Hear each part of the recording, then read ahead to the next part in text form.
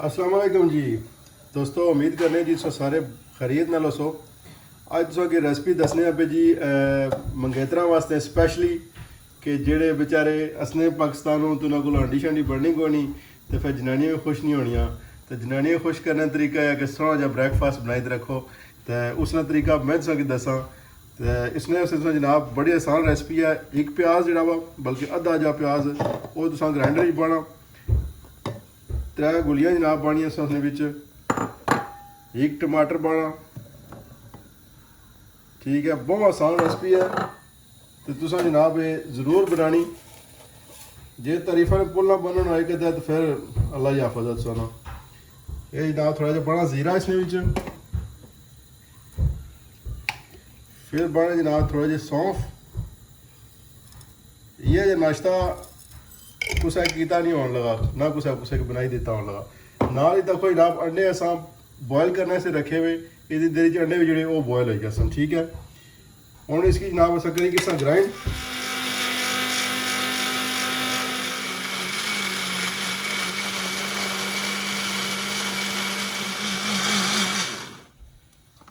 सोहना जो जनाब सन तक ये तैयार हो गया पेस्ट। हम अस जुल्ले चूल्हे वाले पास ये जी इसने बासा कुकिंग ऑयल।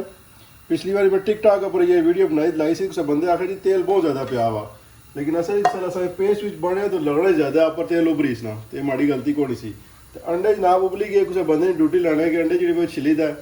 ठीक है, कोशिश करो कि बचे शचे नहीं लाई सटो। बुढ़ी की ना आखिया कि अंडे छिली दे, नहीं तो अंडे सूं गए। हेलो जी, तो तेल जो गर्म हो गया, सही गर्म।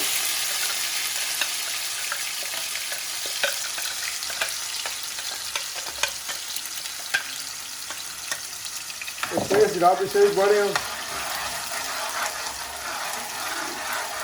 इसी बात तकरीबन से झटका के देना 2-1 मिनट तक इसकी जो है ना कुक करना। अब जी है उसकी मठा करी सटो ताकि एकदम सड़ना ना शुरू हो जाए। ठीक है, सिर्फ असा इसमें प्याज का जो कच्चा पाना ना उसकी थोड़ा ख़त्म करना।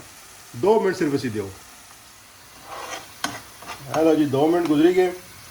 देखो तेल जरा वो उभरी है यहाँ पर। हूँ जनाब अस इसे बस सानी स्पाइसिस जड़ियाँ वो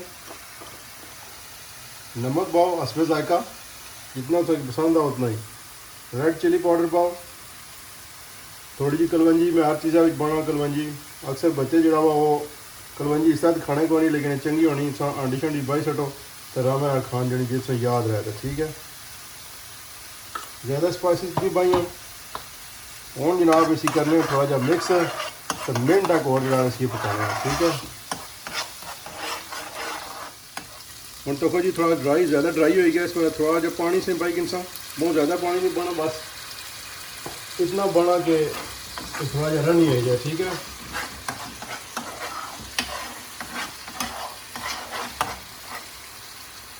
और जुल्ले अगले स्टेप दर ये अंडे जरा वा इसने मैं निके कतरा करी दिया।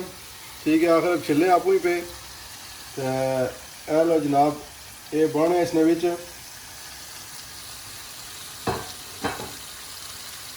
ये दोस्तों ये ना समझा कि खाली जो मेल मंगेतर है उन्होंने वास्ते हैं। ये फीमेल जी साड़ी भैन उतों असनियाँ पाकिस्तानों वो समझिए जी कि पाकिस्तानों ऐसा तो इतना पाकिस्तान ही नौकर रखे ने तो इंग्लैंड जी ने नौकर रखे हो सन। सर इतना असनियाँ पता लगना ने जनाब कि इतना तो कोई गंगा उल्टी बहनी पी आपको सब कुछ पकाना पे जाना ने। उत्थों बेचारियां नाजो नाम पलियां होनियां, उन्होंने को खाना नहीं पकाना होना तो फिर मुसीबत पैनी। ठीक है, ये उन्होंने वास्ते भी आ ये तुम अपने हसबैंड जोड़े उन्होंने बनाई खिलाओ तो इंशाअल्लाह जी है तारीफ हो सी। ठीक है, क्योंकि अक्सर उन्होंने ये चीज़ा जी वो बनतियाँ नहीं लभनियाँ।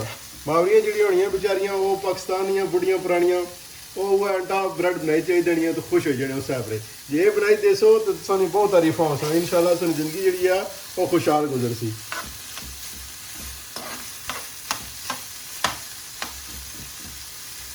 हूँ इसी तकरीबन जी एक अंडा पका हुआ, सारा मसाला भी तैयार होया हुआ।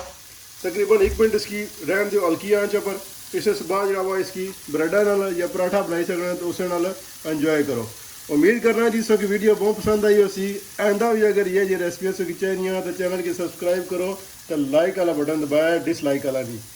मिले नेक्स्ट वीडियो। अल्लाह हाफिज़।